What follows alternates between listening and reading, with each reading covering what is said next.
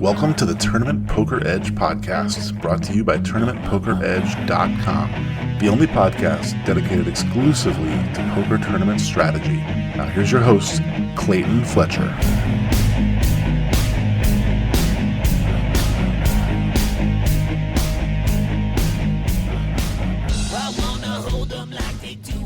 Hello once again, everybody, and welcome to the Tournament Poker Edge podcast.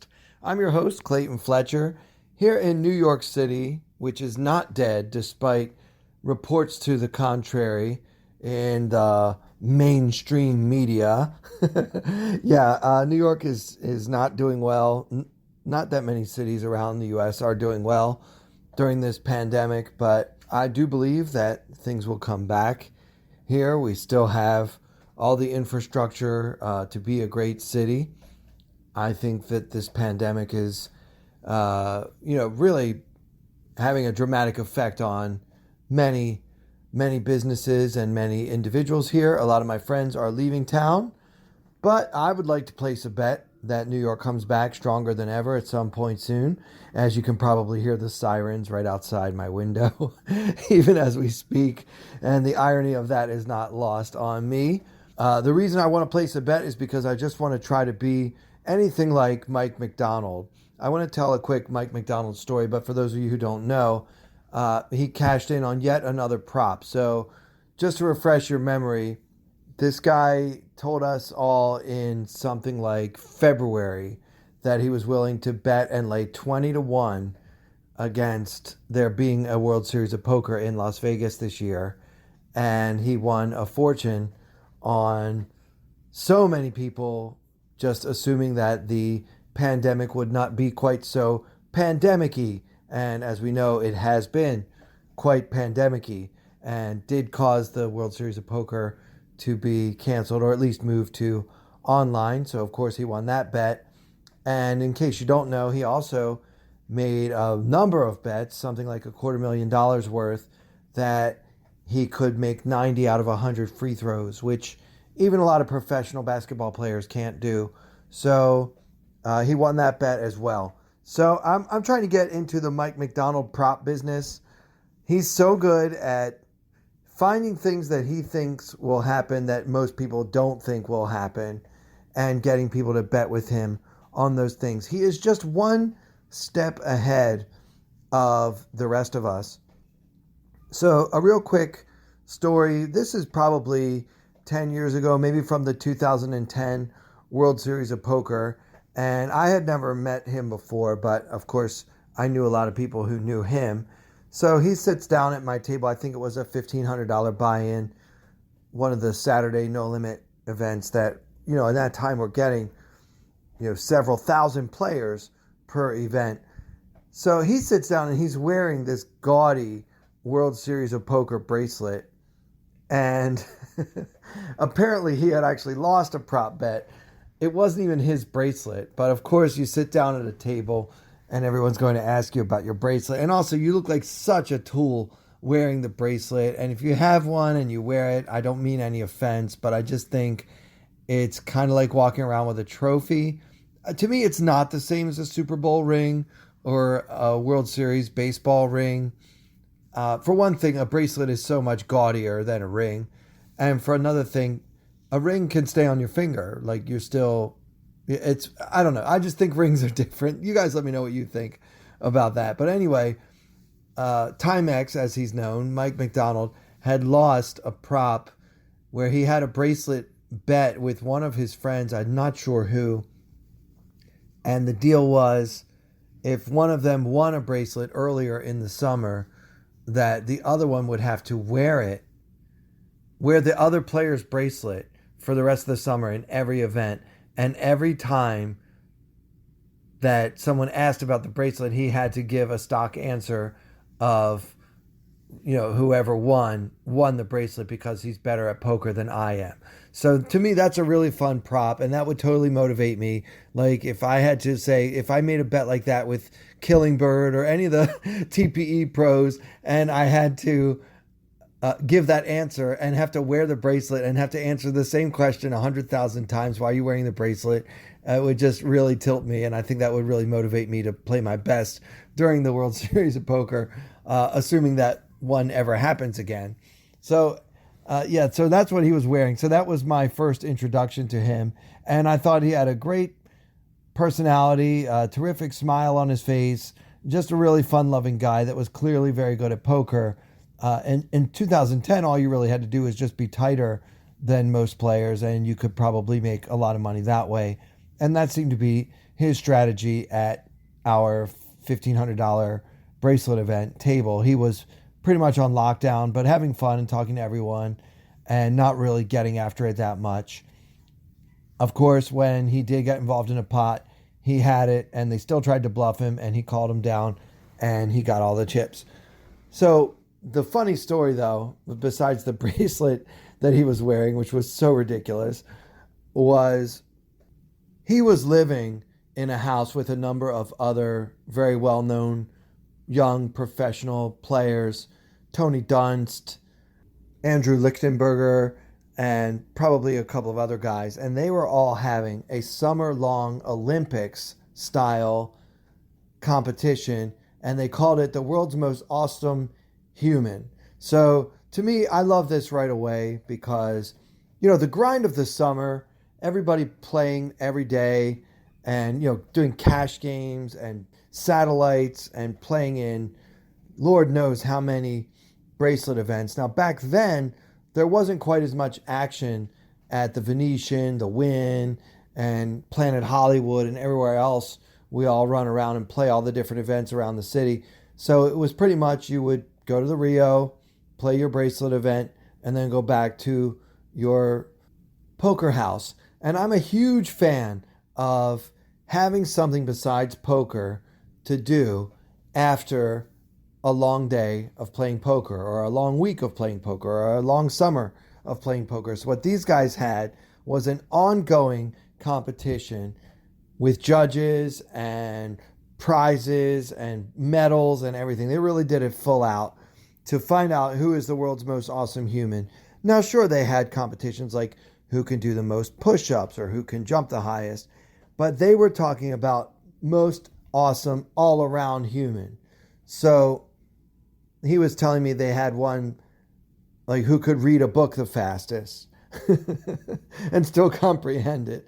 There was a mathematical exercise. I suggested one, and I later found out that they actually did it, where they had a grilled cheese competition, because there is an art to making a really good grilled cheese sandwich. And by the way, no one should be surprised. Timex won that one too. So I just love that. And I've never actually done a whole summer where I stayed in a house with other people. I tend to be more of a hotel guy. I mean, I guess because I'm in hotels so often anyway, I prefer to just stay in hotels. I don't like to stay at the Rio, of course, because it's just a horrible hotel. It smells like smoke. It's nice that the rooms are big, but that's about all I like about it. I like to stay at Palm's Place or some other similar place. I think it's just because I'm used to being in hotels from doing comedy. So I spent half the year on the road anyway in a normal year, not this year, obviously. And so for me, I like to be in a hotel. But I've always wondered what it would be like to have that sort of experience. And I remember in the old days listening to the TPE Live podcast, which was separate from the main TPE podcast that you're listening to now, where it would be more like about the stories, and they would talk about, just the experience of being in Vegas for the summer. And you kind of get these kind of frat boy vibes, like guys picking on each other and barbecuing and drinking beer and all that kind of stuff. And I never had that experience at the WSOP. So I've always wondered what that would be like, but I would love to have spent that summer with those guys to try to find out who's the world's most awesome human, which has to be the one who is best at doing push-ups, doing math, reading fast, and making grilled cheese. And they probably had, 30 other events throughout the course of the summer, each one more ridiculous than the last. So, he made a strong impression on me. One of the first players that I ever met at the table that I really felt understood that we can play very, very well, but still be fun-loving guys and have a good time. So I've always tried to bring that with me to every World Series of Poker I've gone to since, and really every day of my life if I can. So enough about that. I want to let you guys know what I've been doing this week. It's been a very busy week online. I've been playing pretty much every night on ACR. Always love hearing from you guys, by the way. Tweet me at Clayton Comic and let me know if you were at my table. Also, my DMs are open. If you don't want to tell the whole world that you're at my table for whatever reason, you can send me a private message. My DMs are open. So then that's on Twitter. They're also open on Instagram, but I really don't use Instagram that much because I hate Facebook, but I'm not going to get into that right now. So anyway, find me on Twitter and let me know if we played together, what your screen name is. Obviously, I'm Clayton Comic on ACR. I'm also Clayton Comic on all the other websites except for WSOP New Jersey. There I had to change my name because I already had Clayton Comic from when I played on that site in Las Vegas. So they make you change your name. So on the WSOP New Jersey site, I am Clay Fletch. And on Party Poker New Jersey, I just use my full name. So yeah, obviously I'm not trying to hide my identity when I play. I think that it would be great if online poker would go to everyone has to use his or her full name format. I think it would be nice. It's good to know who you're playing against. There's no other sport in the world where your opponents are allowed to be anonymous or hide their identity or use somebody else's real name as their identity. You know, like Jamie Kerstetter is Dan Bilzerian. Somebody else, Ari Engel is Phil Ivey on there. Look, guys, I think we should just put poker more out in the open. Let people know who you are. Anyway, with those New Jersey sites, the regulated sites, people can pretty easily Google and find out who you really are anyway. But I guess the idea is that if they're not going to go to the trouble to do that, then people would rather stay anonymous online. I get it, but I think to grow the game, it's better off. We're better served just to be honest and say, yeah, this is me. This is my screen name. I'm playing here. I know who you are. Can you imagine if you had to go in the boxing ring against Mike Tyson, but you didn't know that it was Mike Tyson? Like, that's not fair. And I don't think that's something we should be hiding behind any longer. Of course, in the early days of online poker, the idea of putting your real information on the internet was, you guys have to remember, that was a long time ago, and people were very nervous. Like, people weren't comfortable doing online shopping. They didn't want to use their real names online, so we all came up with clever nicknames. But even then, I think I was Clayton on Party Poker back in the day. So I've just never been one to hide who I am from the rest of the world. So anyway, it's been a good week. You guys know that I had a rough July playing in all the bracelet events that were available here in the States. I had a negative 50% ROI in July, and I'm happy to say that August has been basically one winning session after another, and this week was no exception, which is good. I mean, you know, I've survived downswings before. I've had a rough week or a rough month before. You guys know I don't really play a really tight style, so I invite a lot more variance into my game. So I never really let it get me too down, but it has been nice. I made 2 pretty good final tables this week. One of them was a $160 buy-in on ACR. That was a progressive knockout. They have a big series of PKO tournaments coming up, and so I've been trying to play a lot of them in preparation for that. Then I also final tabled one of their regular $50, $55, 50,000 guarantee or whatever it is, just the tournaments that they do every day. That's nothing unusual or special. I didn't win either tournament, but it's always fun to make final tables. And I have a few hands that I want to jump into right now. The first one comes from the regular tournament, not the PKO. It's a $50 buy-in. It's kind of early on. Let's see. The blinds are 100, 200, with a 25 ante, and we have 15,000 up from the starting stack of 10,000. This is probably about maybe less than an hour into the tournament here, and it's folded to me on the button, and we have the Queen 10 offsuit. So we just have to talk about the blinds before I decide what to do. The small blind is a very loose, aggressive player. He's been trying to get after it a lot. He's doing well. He's got 17,000 behind, so he's the only player at the table that has us covered. And the big blind is pretty much a regular tight reg who waits for good hands and doesn't really do anything too creative. So I think this is an open here. We can't be scared about getting 3-bet or whatever. The plan is to open and figure out what to do afterwards. We know we might get 3-bet. I think Queen 10 is kind of on the cusp between calling a 3-bet and folding. Now that might sound a little bit loose to you, but especially when it's a very aggressive 3-better, 2 Broadway cards in position against a guy that's going to 3-bet really light with a lot of hands isn't so bad. I mean, sure, you could be dominated because he would obviously 3-bet hands like ace queen and ace 10, but more likely he's just going to be 3-betting because it's fun to 3-bet. Looking at his HUD stats, I only had 75 hands on him, so it's not really that much to go by, but his 3-bet percentage is 12, which is really high. So I'm ready for it, and I'm not planning to fold.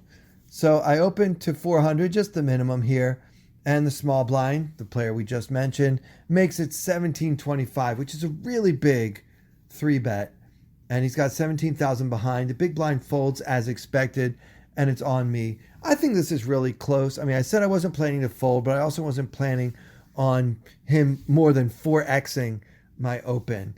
So when he does that, I think we can fold. I think it's very optional. The thing is, we're pretty deep. Our stacks are pretty deep, so we can see a flop in position if we want to. You could also go really crazy here and raise again. But he's made it 1,700. So what are we going to make it like? I guess the minimum you'd want to make it from there is something like 46, 47. So if you do that, then you've already put in almost a third of your starting stack with Queen 10. Now, obviously, we're not going to call off if he keeps raising, but I don't know. It is an option, but I think calling is more attractive. I think folding is also fine and probably standard, but I decided to make the call because I'll be able to play in position and I'll know what's going on a lot of the time. We do call, and now with 38.75 in the pot, and we have the effective stack of 13,300. The flop comes tray of spades, deuce of spades, deuce of hearts. So it's tray, deuce, deuce, and hero with no spade, queen of clubs, 10 of diamonds. So the plan here should be to give up on this hand a lot. Unfortunately, for Villain, he doesn't know that's my plan, and he bets 1,400 into 38.75. Okay, well, if you're going to down bet to that extreme and just bet about a third of the pot, just a little more than a third of the pot, giving me 4-1 on a call, I'm going to call with my 2 overcards and even just to float and see what happens on the turn. The whole point of being in position is that we can have some maneuverability. So if he's milking me here with a big hand like aces or kings, then fine, he gets an extra 1,400. But to me, it's well worth it to float here and see what he does on the turn. Also, we might be able to win with one of our 6 outs, the 3 queens or the 3 remaining 10s, although there's no guarantee of that. Our hand can improve, and 6 outs when you're getting 4-1 is perfectly fine on the flop. So we call. If you want to fold to this bet, it's a little tight for me, and I don't think that you should be calling the 3-bet before the flop if you're not planning to continue on a tiny continuation bet like this on an innocuous tray deuce deuce flop. That's hard to say. Tray deuce deuce flop. So I call, and now with 66.75 in the pot. The turn is the 5 of hearts. So our board is trey, deuce, deuce, 5 with 2 spades and 2 hearts. At this point, the villain checks. So even though he was extremely strong with his betting before the flop, all he's done now is bet tiny on the flop and check the turn. I think this screams we need to take this pot away. The whole point of floating on the flop was so that we could see what happens on the turn and possibly take it away. I bet 5,000 here. I want to discourage him from calling with 2 overcards better than mine, a hand like King Jack, Ace King. I'm trying to fold all those hands out, as well as any Ace X that now has a gut shot. So looking back, I mean, I see why I did this, but I do think it's a little too big. I don't think 5,000 does anything that 4,200 into 66.75 doesn't. So I think that this bet sizing is a little large. Villain does fold and we win the pot. So I wanted to talk about that hand because if you have a player that loves to get after it and loves to 3-bet you, especially when you open on the button, when you have such an opponent on your left, I think it's good to try to find spots like this where you can take advantage of that player's aggressiveness and actually accumulate chips that way. Remember, guys, because he's loose aggressive, he's less likely than most of us are to have something at any given point in any given hand. And on a 3-high flop, usually everybody has nothing, so it's a good time to float and see what happens. But yeah, I didn't need to go quite so big there on the turn. I do like a big sizing, though, because if you price him in too much, especially when he has a hand like Ace X and he's got a gut shot and he might think his aces are good, like you do have to bet big in order to get him to fold those hands, which do comprise a pretty large portion of his pre-flop 3-betting range. But anyway, even though I think I made a mistake with my sizing, we did win that pot and we were well on our way. So this tournament was going great pretty much from the beginning. Much later, though, we're going to fast forward a couple of hours here, about 30 places away from the money. So not quite bubble time, but I do think that around this point of the tournament, ACR late registration is finally closed. I think after 5 hours of late reg, it's finally closed. And now all the players that have been grinding away at this tournament for a very long time now, several hours, are starting to look at maybe cashing. And the min cash in this tournament was not nothing. I mean, it's a $55 buy-in and the min cash was $120. So depending on your bankroll, you might be thinking about that, even 30 spots away from the money. So keeping that in mind, we are in first place in the tournament with 130,000.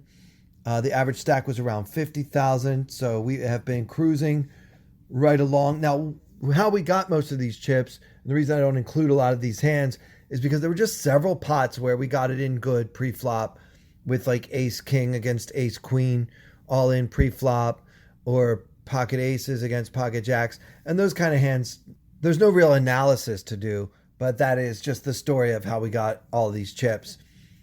So here we are, a 7-handed table. It's a nine max tournament, but for whatever reason, we're 7-handed, and we are in the big blind in this hand with Jack of clubs, 6 of clubs. So the blinds are 900, 1800 with a 200 ante. It's folding around to the button, and he's got 37,000. So he's got about 20 big blinds, and he opens the minimum to 3,600. Fold to me in the big blind with Jack 6 suited. You can fold if you want. I like to defend here, just getting a really good price. And but if you do call, you can't just have a fit or fold plan, okay? Now, I'm not saying you need to try to win every pot, which is usually the mistake that I make, as I tend to play too aggressively and see every single opportunity as an opportunity, even though some of them are bad spots. I will take too many spots in a tournament. But from what I understand from talking to TPE coaches such as Alex Fitzgerald, most players are on the opposite extreme and they don't take enough spots. So maybe listening to some of the things I do will be good for some of you who have trouble deciding what to do when I don't flop a pair. So here we are with the Jack 6 of clubs, and the plan is to hopefully flop a flush. But if that doesn't happen, we need to find ways to win the pot when we don't make a hand. When we are 30 away from the money and we have an opponent with a below average but not desperate stack size with his 20 big blinds, I think certain opportunities might present themselves. Even though it's not officially bubble time, many players, especially on ACR, I do notice that they seem to be cautious, overly cautious, even at this point in one of these tournaments. So there's 9,900 in the pot, and Villain now has 33,000 behind. And so his SPR is 3.3. So yeah, that gives us a little bit of maneuverability. He's got 3 1/3 times the pot left in his stack, which is great. And the flop comes King of Spades, 4 of Spades, Tray of Clubs. So King 4 Tray, and we have the Jack 6 of Clubs. So we didn't flop great, but this flop has a little bit more promise than you might think, because we've got backdoor straight and flush draws. And when our opponent has a pair between kings and fours, we will sometimes have outs in the form of our jacks. So our jacks could be live, and we do have these backdoor draws. So we check, planning to get a little creative depending on our opponent's bet sizing. And into 9,900, he bets only 2,400. So this is a 25% of the pot bet. Tiny, tiny bet here. And part of it has to do with our opponent's stack size. If he's trying to get all in here, he's never going to do it betting 2,400 of his remaining 33,000 here on the flop. So basically his sizing reveals to me that he is not trying to get broke with this hand. Now, he could be making this tiny bet because he sees that I am a player who occasionally likes to check raise, to say the least. So if he's doing that for that reason, I applaud it. I think that, betting small to induce a bluff from an aggressive opponent is a very good strategy, and one that actually works pretty well against me a good amount of the time. But this opponent, he didn't strike me as the type to be leveling me like that. I feel if he had a king or better, he would bet big enough to try to get his whole stack in, or at least to try to get plenty of value for his hand. Also note that there are 2 spades on the board, so most players would bet a little bigger than this, so that I'm not priced in with any number of draws, like 6-5 is open-ended, any 2 spades has a flush draw. So the small bet kind of revealed to me that it was more likely than usual that my opponent had a weak hand. So for that reason, I decided to spring my trap now. I could also just call this. I mean, he bet so small, I could actually just call this and see if I pick up equity on the turn. But I decided to go for the check raise here, and I made it 9,900, which was the original pot size on the flop before our opponent put in the 2,400. In retrospect, I think this bet is also too large. I don't think that 9,900 does anything that 7,000 doesn't. And then when I'm wrong, I can save a few chips. So here's 2 bluffs in a row where I'm betting bigger than I need to. So I really like my thinking here. I think I can have even more maneuverability, though, if I make it smaller, like to 7,000 or 7,200. And then if somehow my opponent finds a call, I can then put in a bigger bet on the turn when I pick up equity with a 5 or a club or maybe even a jack. There are so many cards that can come that would give us either a straight draw or a flush draw or a pair. So we need to be careful to not put our opponent into an all-in or fold situation. And I think that's what I did here. He really can't call this bet. He's not going to put in 10,000 of his 33,000 here on the flop with too many hands. unless he wants to trap or slow play with a hand like ace king or three kings. So more likely our opponent is just going to push or fold, and that's not what we want when we have a hand that can pick up equity with so many cards on the turn. So I like a smaller raise here, but this play worked. He folded, and I definitely think I should go smaller. So that's something I'm going to be more aware of in terms of playing the effective stack in the future. Fast forward about another hour, and we're right on the bubble now with 91 players left in the tournament and 90 to be paid. This tournament had 574 entrants. So we're literally on the bubble. And the blinds are 1,500, 3,000 with a 400 ante. And the average stack is 63,000. And we are still in first place with 170,000, almost 3 times the average stack. So obviously things have continued to go well. Our bluffs are getting through, our value bets are getting called, and it seems like every time we turn around we have ace king versus ace queen all in pre-flop, and it holds up over and over and over. These are the kind of tournaments we love to play where we just haven't gotten rivered yet, so that's been fun. The table is now 8-handed, 91 players remaining, 90 to be paid. The action folds to the cutoff. A pretty good, aggressive, strikes me as a reg. I didn't recognize him. I didn't have a ton of hands on him. But from what I've seen of his play so far, he seems like a decent opponent. Maybe someone who realizes we're on the bubble, and so he should be opening a little bit more often than usual. So he min raises to 6K with 82,000 behind. So he's got an above average stack as well. And the button, who also has a pretty big stack at 112, calls the 6,000. Now the button has been pretty much what I would call like an average reg for the $50 tournaments on ACR. Nothing too fancy, just kind of waiting for good spots and taking them. So his call indicates a reasonably strong hand. The small blind folds, and we have pocket jacks. Now the dynamics of being on the button here are interesting. I don't mind taking this pot down. I mean, there's already a good amount of chips in there, and if I can just 3-bet here and take it down a lot, I'm happy to do so.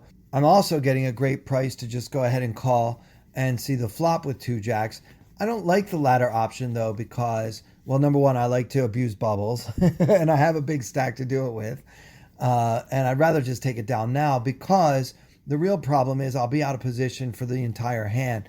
And we all know how hard it is to play pocket jacks, especially if 1 or 2 overcards come on the flop or the turn. So I'd rather just take it down now. So I go for it here. I make it 21,000 with jacks. So 3.5 times the original. No, I like this sizing a lot more. I didn't overbet as I did in the 2 other hands we discussed. I like this better because it gives us more maneuverability. Remember, the original raiser only has 81,000 in his stack. So if we make it too big, we're going to be compelled to call if he decides to shove. And I'm really glad I only made it 21,000, because the next thing that happened was the cutoff shoves for 81,000 and the button folds. Now the action's on us. It cost us 60,000 more to call, and there's about 120,000, a little less, in the pot. So we're getting almost 2-to-1 on a call. And normally I would call lots of shoves with lots of hands getting 2-to-1. 2-to-1 is pretty compelling. You only need 33% pot equity to break even on a call. The thing is, we're on the bubble, and I wonder whether the original raiser, who again had about 60% more than an average stack in this situation. No, that's wrong. He had about 30% more than an average stack to start the hand. I wonder if a player like him, who again I said is a decent reg, seems to know what he's doing, has earned my respect with a few plays that he's made already. I wonder if such a player would go all in right here on the button, even with a hand as strong as Ace King. And I'm sure he wouldn't do it with Ace Jack. He might do it with Ace King or possibly Ace Queen. I don't think he would do it with nines. Maybe he would do it with tens. So when he shoves, I can put him on an extremely tight range. And if I call and lose this pot, I'll still have about 50% more than an average stack. But do I want to give up my chip lead? Normally, I'm happy to call it off with jacks.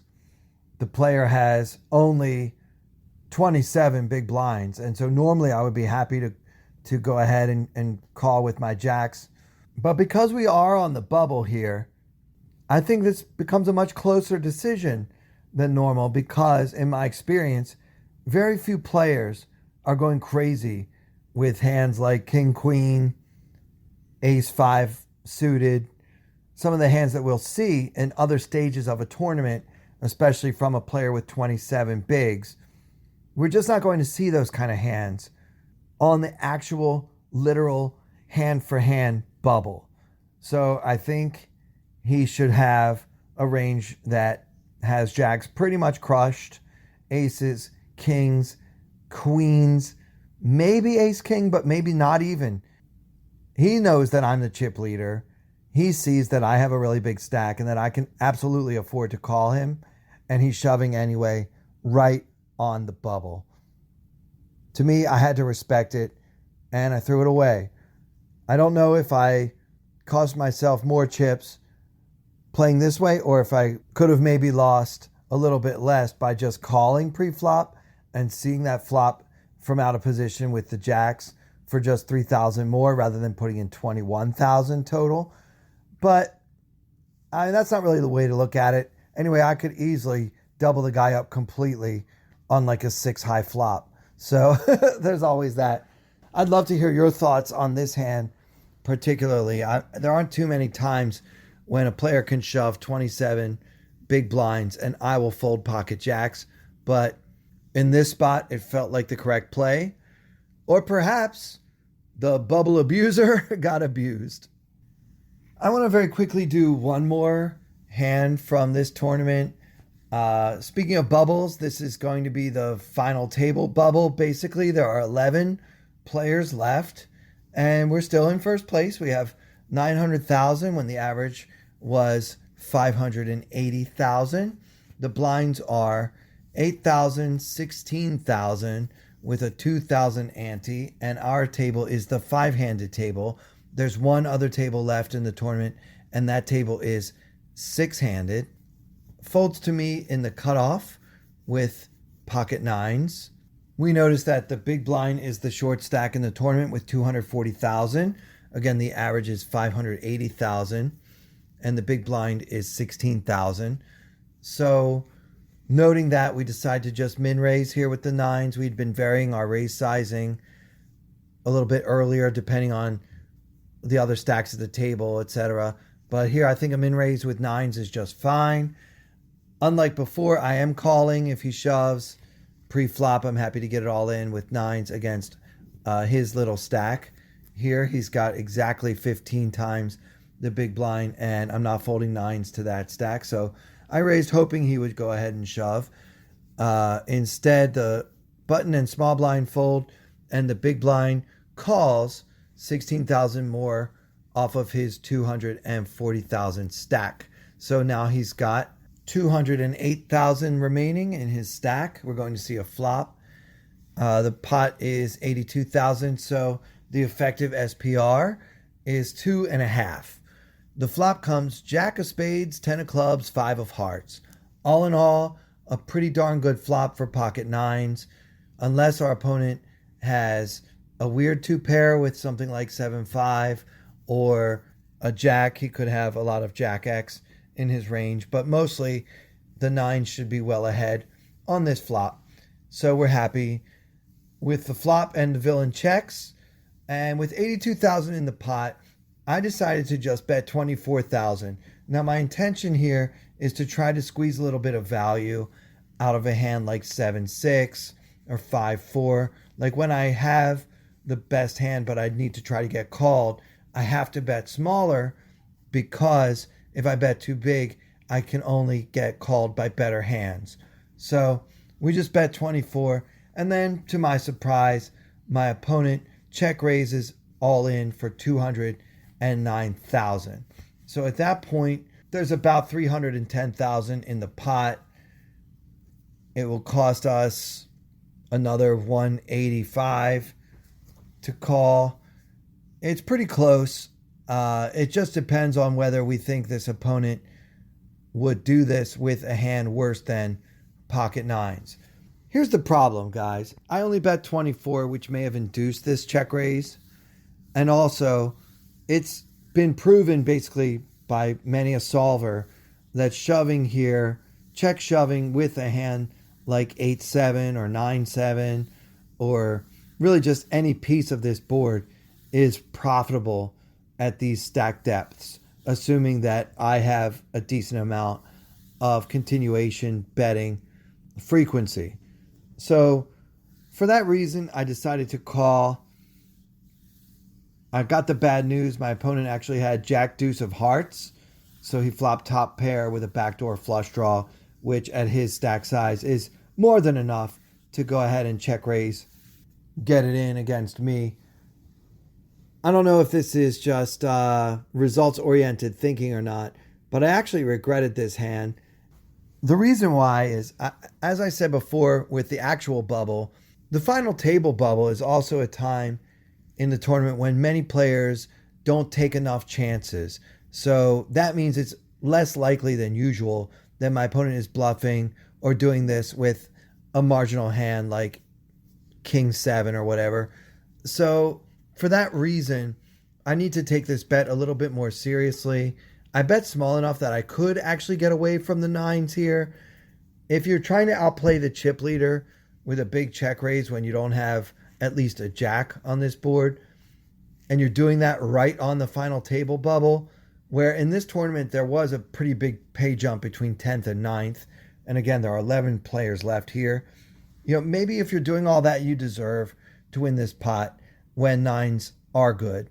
I don't know. I decided to call it off because in his shoes, I would probably be check raising a pretty wide range. So I tend to assume that other players have the same tendencies that I do. But the more I play, the more I realize that most players are tighter and more cautious around bubbles than I am. So I kind of regret this one. Let me know if you guys would call it off here with the nines. Is it just because I saw a jack that I'm like, oh, I shouldn't have done that? I mean, I tend not to be too results oriented, but is that clouding my thinking here? What did you want to do before you knew what he had? Please let me know on Twitter at Clayton Comic. And oh, by the way, I got second place in this tournament, so it was a pretty good score. My $55 buy-in, I believe the prize was $4,800 or something like that. So that's not bad. You know, anytime you can basically 100x your buy-in, you should be happy. And this is just another really good result I've had this week. Nothing too huge, like no 5-figure scores, but a lot of final tables where I end up making, you know, a nice chunk of change for a pretty small investment.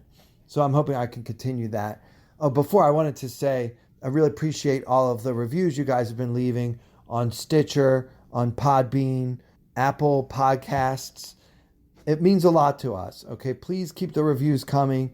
Please give us a good rating and give us a good review if you enjoy the podcast. It's helping us. We're starting to get more popular and climbing the ranks in what has really become a very crowded field of poker podcasts. So I just want to say thank you for those of you who have left kind words about me or about Tournament Poker Edge or about this podcast on those various outlets. It really does mean a lot. And also, please follow me on Twitter at Clayton Comic. So for everyone here at Tournament Poker Edge, I'm Clayton Fletcher. Thank you all so much for listening.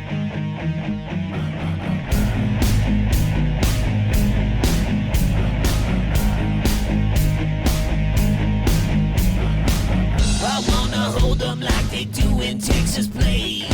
Fold them, let love, hit me, raise it, baby, stay with me. Log in, intuition, play the cards with babes to start. And after she's been hooked, I'll play the one that's on her heart. Oh, whoa, whoa, whoa, whoa. I'll get her heart, show her what I got.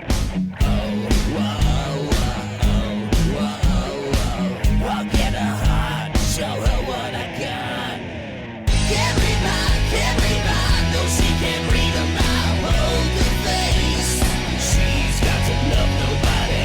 Can't read mine, no she can't read a mile. Hold the face, she's got to love nobody. Poker face, poker face. Poker face, poker face.